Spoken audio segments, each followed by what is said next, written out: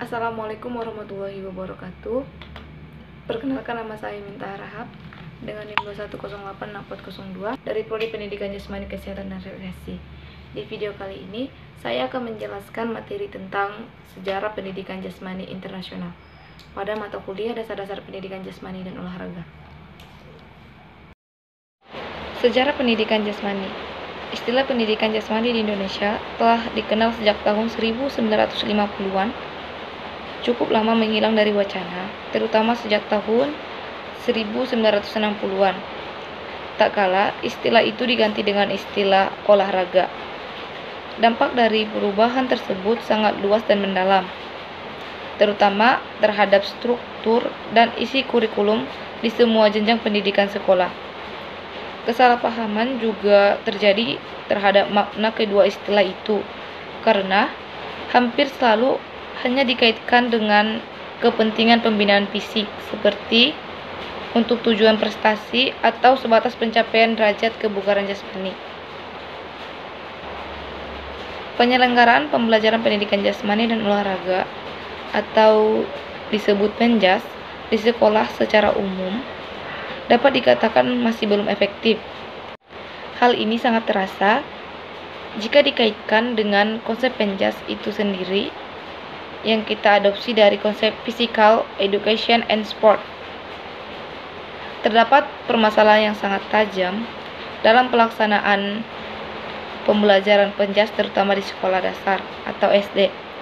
Pernyataan senada juga dikatakan oleh Toho Cholik Muthohir pada acara konferensi internasional yang ketiga Asian Society for Physical Education and Sport atau ASPAS tahun 2004, bahwa pendidikan jasmani dan olahraga di Indonesia masih belum menjadi prioritas dan hanya sebagai pelengkap dari pendidikan lainnya yang dianggap lebih prestisius.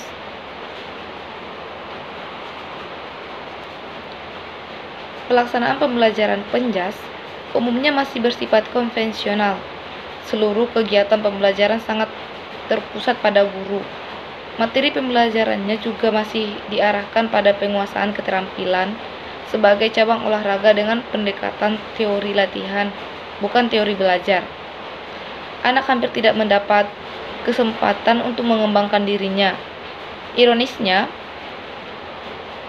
materi pelajaran didesain sehingga anak layaknya seperti seorang atlet yang dilatih untuk terampil dalam teknik-teknik cabang-cabang olahraga. Sarana dan prasarana yang digunakan selalu mengacu pada ukuran standar untuk cabang olahraga. Guru enggan melakukan modifikasi sarana dan prasarana. Penilaian secara umum ditujukan pada kemampuan siswa dalam mengingat dan meniru keterampilan teknik yang diberikan guru. Bangsa Indonesia telah banyak melakukan suatu perubahan di bidang olahraga dan pendidikan jasmania.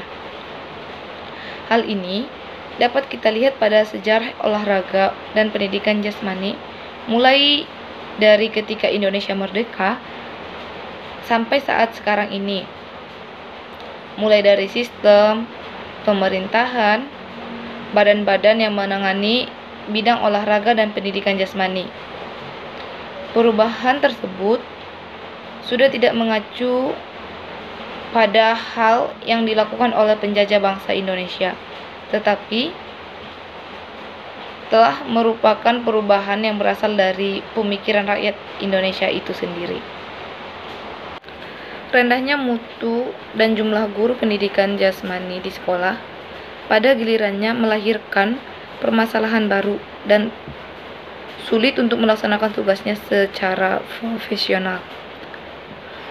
Mereka belum berhasil melaksanakan misinya untuk mendidik siswa secara sistematis melalui program pendidikan jasmani yang semestinya dapat mengembangkan kemampuan dan keterampilan anak secara menyeluruh, baik fisik, mental maupun intelektual.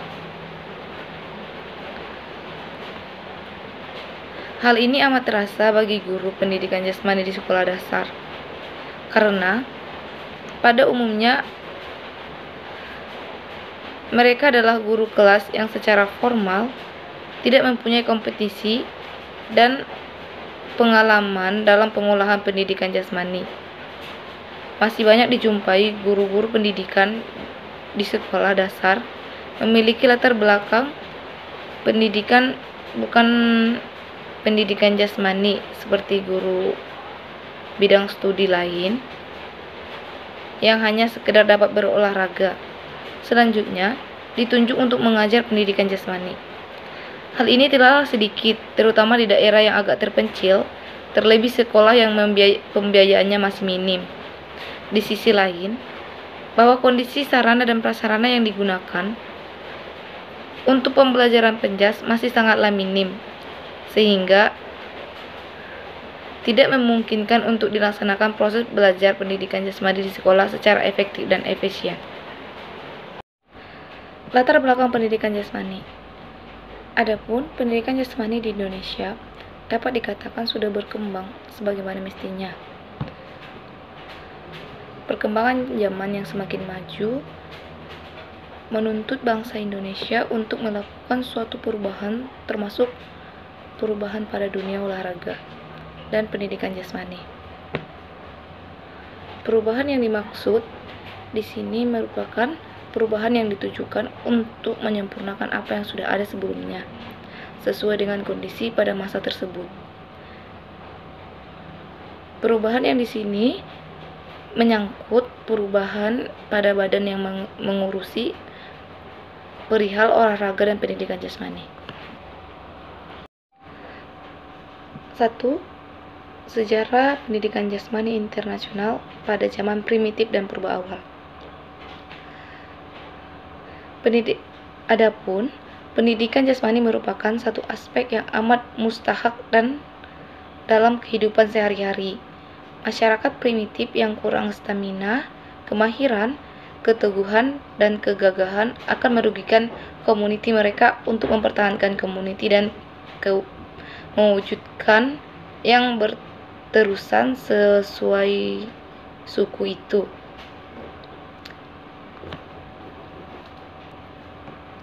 Pada masa itu, para belita harus membina kekuatan, daya tahan, ketangkasan, dan kemahiran untuk meneruskan kehidupan mereka. Kanak-kanak pula akan mempelajari kemahiran melalui peniruan. Para bapak akan mengajar anak lelaki tentang segala kemahiran yang diperlukan oleh seorang pemburu atau pelajar. Adapun aktivitas perkembangan fisikal mereka itu seperti berenang, berlari, dan mendaki gunung. Aktivitas yang mereka lakukan berguna untuk keperluan yang diwajibkan oleh setiap kanak-kanak dalam masyarakat primitif untuk menjabit kehidupan mereka.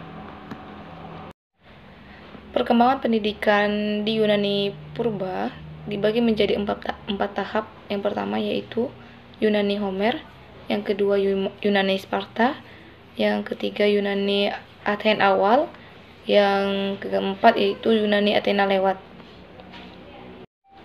Adapun pada Yunani Homer, tujuan utama pendidikan jasmani yaitu untuk membentuk manusia petindak, di mana pada masa itu peperangan sering terjadi, maka setiap warga harus memiliki fisikal yang sehat dan kuat, karena itu akan berpengaruh pada masa Yunani Homer. Senaman bertujuan menghasilkan kekuatan, daya ketahanan, kepantasan, dan keberanian yang sangat diperlukan pada saat peperangan. Adapun aktivitas-aktivitas yang dilakukan oleh masyarakatnya seperti perlombaan kereta kuda, tinjauan, bergamol, dan lari. Adapun di golongan askar, aktivitasnya seperti membaling lembing, memanah, dan mengangkat berat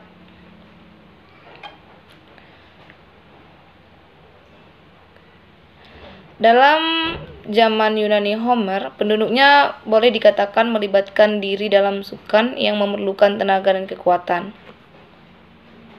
Yang kedua yaitu Yunani Sparta. Yunani Sparta yaitu merupakan sebuah negara tentara, di mana semua rakyat hanya memiliki satu profesi, yaitu sebagai askar.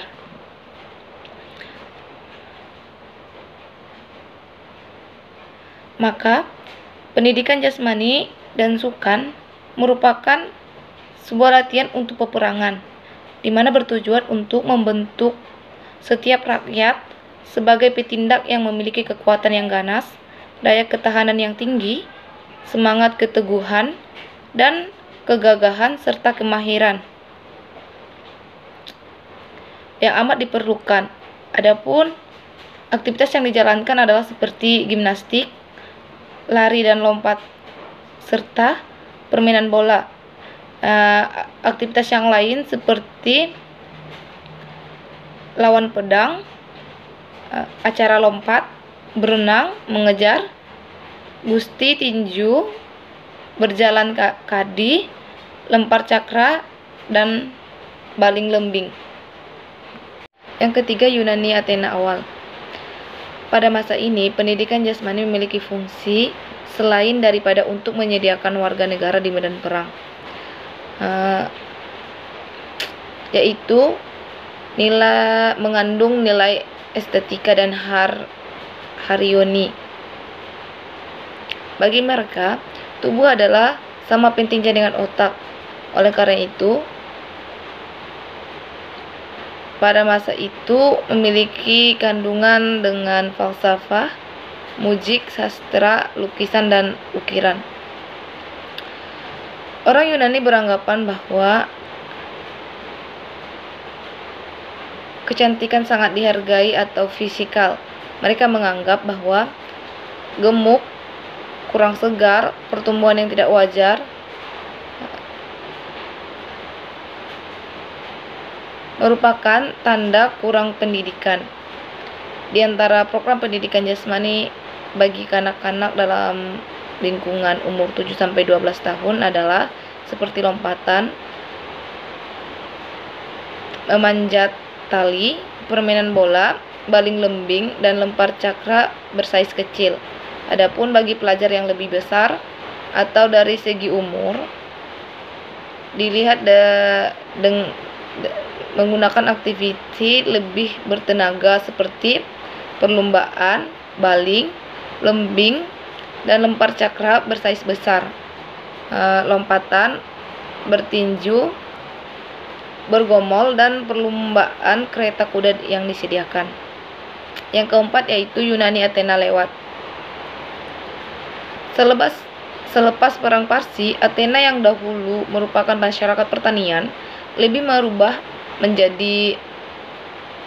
telah merubah menjadi pusat perdagangan dan sebuah pusat kosmopolitan, di mana penduduknya memiliki lebih banyak masa lapangan untuk perkembangan intelektual. Tujuannya sekarang yaitu membentuk manusia bijak dan bukan lagi manusia petindak. Antara aktiviti fisikal termasuk gimnastik, olahraga, baling lembing, memanah, berkuda, dan tinjauan. Bagaimanapun mereka lebih berminat menjadi penonton daripada peserta.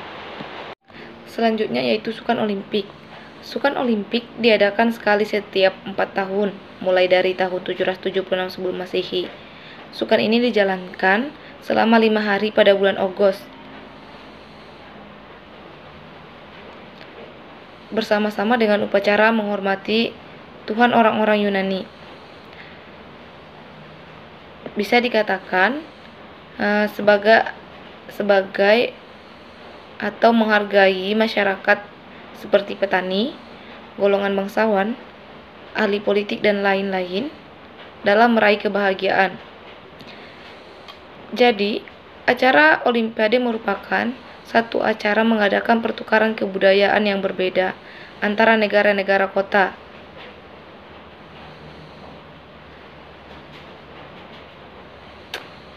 Acara yang diadakan dalam sukan tahun 776 sebelum Masehi itu, yaitu seperti lomba lari, dan johan utama adalah Koreibus dari Olis yang pecah stadion perlombaan sejauh 170 meter.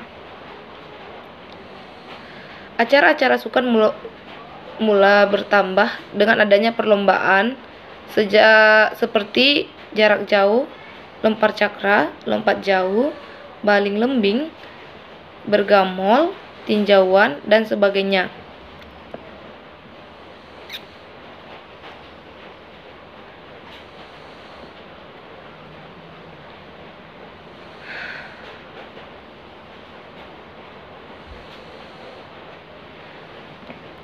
Maharaja Theodosius telah menamatkan sukan Olimpik yang telah diadakan selama 1503 tahun itu. Usaha untuk menghidupkan kembali sukan Olimpik muncul pada tahun atau pada akhir abad ke-19. Pengasas sukan Olimpik modern adalah Baron Pierre de Coubertin atau pada tahun 1863 sampai 1937, seorang Prancis. Berdasarkan pengaruh beliau, dipersetujui untuk mengadakan sukan Olimpik sekali setiap 4 tahun, di mana semua bangsa dijemput bahagia. Sukan pertama diadakan di Athena pada tahun 1896. Sejak saat itu, setiap 4 tahun, sukan akan diadakan kembali. Selanjutnya, pendidikan pada zaman purba atau kuno. Pendidikan adalah usaha manusia untuk kepentingan manusia. Jadi, pada saat manusia itu ada dan masih ada, pendidikan itu masih ada pula. Pada kenyataannya, dapat kita telah bahwa praktek pendidikan dari zaman ke zaman memiliki garis persamaan atau benang merah dalam pendidikan itu. Adapun pendidikan pada masa itu merupakan bagian dari kebudayaan yang tidak dapat dipisahkan, di mana pendidikan merupakan kegiatan yang bersifat universal, seperti praktek pelaksanaan pendidikan dari segi-segi yang umum sekaligus memiliki keunikan atau kekhasan yang berkaitan dengan pandangan hidup masing-masing bangsanya. Bangsa Mesir atau Mesir purba merupakan peradaban dan kebudayaan tinggi. Ini terbukti dengan dikenalnya tulisan dengan huruf hieroglif atau tulisan suci, dan juga kalender penanggalan dengan pembagian 12 bulan setiap tahun. Dan juga mengenal irigasi dan sebagainya. Tujuan pendidikan pada saat itu yaitu agar manusia melakukan sesuai dengan ajaran agama, di mana materi pelajarannya yang diberikan yaitu membaca, menulis, berhitung, bahasa dan ilmu mengukur tanah, serta astronomi. Meski telah memiliki pusat-pusat pendidikan yakni di kuil atau piramida